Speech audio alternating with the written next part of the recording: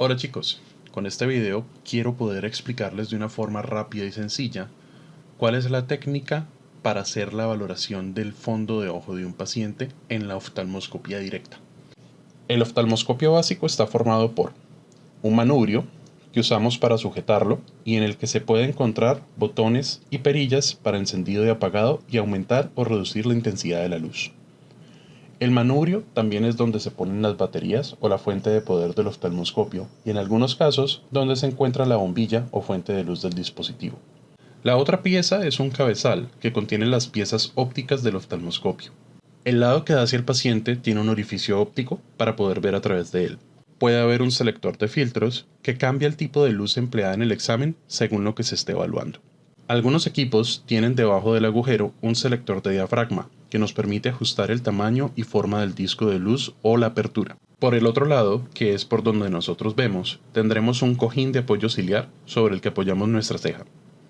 Está el orificio de observación, que es por donde realmente nosotros vemos al paciente, y tenemos un indicador de dioptrías o lentes. Además, en el lado del cabezal hay un disco para seleccionar los lentes o dioptrías que vamos a utilizar. Cuando movemos ese disco, el lente interno del cabezal, a través del que estamos viendo, cambia. Eso permite corregir defectos de refracción del paciente o del evaluador y enfocar las estructuras cercanas, por ejemplo, la cámara anterior del ojo, o lejanas, como la retina, es decir, el fondo del ojo. El lente seleccionado aparece en el indicador de dioptrías, que muestra unos números, los cuales pueden ser rojos, que corresponden a dioptrías negativas para la corrección de las miopías, y verdes, negros o amarillos, que son dioptrías positivas para la corrección de hipermetropías. Vamos a centrarnos en el examen del fondo de ojo y explicaremos la técnica por pasos. Como siempre, debemos explicarle al paciente qué es lo que vamos a hacer. Debemos decirle que en este examen vamos a iluminar sus ojos con una luz fuerte y que eso puede ser incómodo, pero que trataremos de hacerle rápido el examen y, si llega a ser necesario, lo dejaremos descansar algunas veces para que no le sea tan molesto. Si el paciente usa gafas o lentes, debemos pedirle que se los retire. El paciente debe sentarse en una silla cómoda, con el espaldar en posición vertical para que quede bien sentado. La silla debe estar idealmente a la misma altura a la que quedará el evaluador. Alternativamente, también podemos hacer el examen con el paciente de pie. Si nosotros usamos gafas, es preferible quitárnoslas. Ahora, encendemos el oftalmoscopio y seleccionamos el filtro neutro, es decir, la luz amarilla normal y con disco circular. Apagamos la luz del sitio en donde vamos a hacer el examen, que debe ser oscuro. Nos fijamos en el tamaño de las pupilas del paciente. Para ello, podemos iluminar, no desde muy cerca, los ojos del paciente con el mismo oftalmoscopio. Si el paciente tiene pupilas mióticas, o sea, de menos de 2 milímetros, ajustamos el diafragma para seleccionar la luz de apertura de micropunto, es decir, el disco de luz más pequeño. Si las pupilas son midriáticas, o sea, de más de 4 milímetros, seleccionaremos el diafragma para la apertura grande, es decir, la luz del disco mayor. En cambio, si las pupilas son de diámetro normal, de 2 a 4 milímetros, seleccionamos la apertura pequeña, que es la del disco mediano. Esta selección de la apertura es importante, pues si el disco de luz es muy grande, puede causar reflejos sobre el iris o el borde de la pupila que nos molesten durante el examen. Pero, a la inversa, una apertura muy pequeña puede limitar mucho nuestro campo visual. En la práctica, si no se ha realizado antes una dilatación pupilar, casi siempre usamos la apertura pequeña, con disco mediano o de micropunto. La forma adecuada de agarrar el oftalmoscopio es muy importante. Sujetamos el manubrio del oftalmoscopio con la mano adecuada. Si vamos a evaluar su ojo izquierdo, lo haremos con nuestro ojo izquierdo y sujetando el oftalmoscopio con nuestra mano izquierda. Si vamos a evaluar su ojo derecho, usamos nuestro ojo derecho y sujetaremos el oftalmoscopio con nuestra mano derecha. De este modo, la cara del examinador quedará a un lado de la del paciente y no directamente frente a ella. Debemos agarrarlo desde su parte superior, sosteniéndolo con nuestros dedos 3, 4 y 5. El dedo 3 o 4 idealmente deben quedar sobre los selectores de diafragma y filtros, pero si nuestra mano es pequeña y este punto se nos dificulta, no importa tanto. Nuestro índice o dedo 2 sí debe quedar en el lateral del cabezal, sobre el disco selector de lentes o dioptrías, para ajustarlo según necesitemos sin tener que dejar de observar el fondo de ojo una vez ya estemos viéndolo. Llevamos el oftalmoscopio al ojo que vamos a usar para evaluar al paciente, de modo que el cojín de apoyo ciliar quede a la altura de nuestra ceja y podamos ver por el orificio de observación.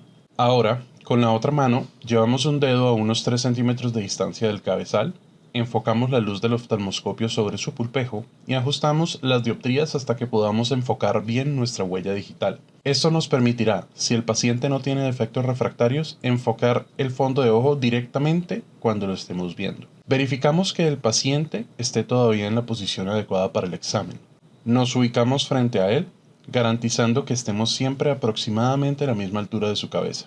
Le pedimos que, una vez estemos iluminando su ojo, trate de no moverse y parpadear poco, recordándole que podemos dejarlo descansar de vez en cuando si llega a resultarle muy molesto este examen. Le indicamos al paciente que todo el tiempo mire un punto fijo, que debe estar siempre ubicado justo detrás de nuestra cabeza. Para esto, puede ser útil decirle que mire un objeto detrás de nosotros como un letrero o una decoración, etc. Definimos qué ojo del paciente vamos a evaluar primero. Verificamos que el oftalmoscopio siga encendido y bien configurado y lo llevamos a nuestro ojo. Y ahora, iniciando desde una distancia de unos 30 centímetros hasta la cara del paciente, apuntamos hacia su pupila, de modo que no estemos totalmente de frente a ella, sino lateralmente, con unos 30 grados de inclinación. Es decir, apuntando un poco hacia el canto interno o nasal de su ojo. En este punto, debemos ubicar el reflejo rojo de la pupila evaluada. Esto es vital para el examen.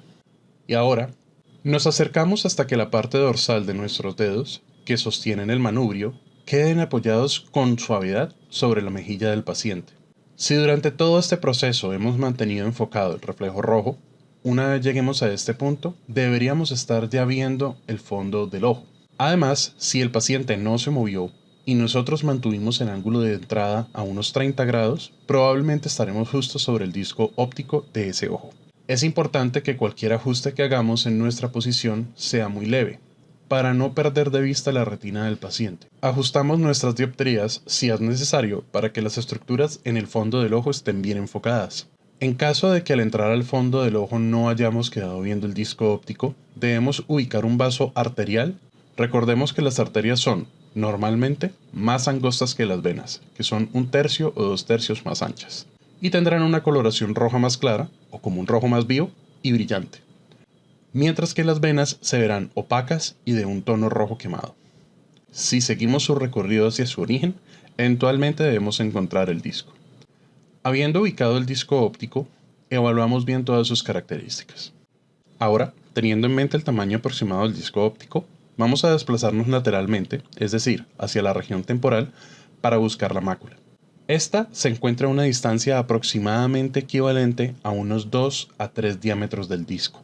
Una vez encontremos la mácula, evaluamos todas sus características. Después, hacemos una división mental de la retina en cuadrantes: temporal superior, temporal inferior, nasal superior, nasal inferior, partiendo del disco óptico en el centro. Esto lo hacemos para, ahora, evaluar cada cuadrante de la retina y revisar bien todas sus características. No importa en qué orden se haga, siempre que se haga de forma completa.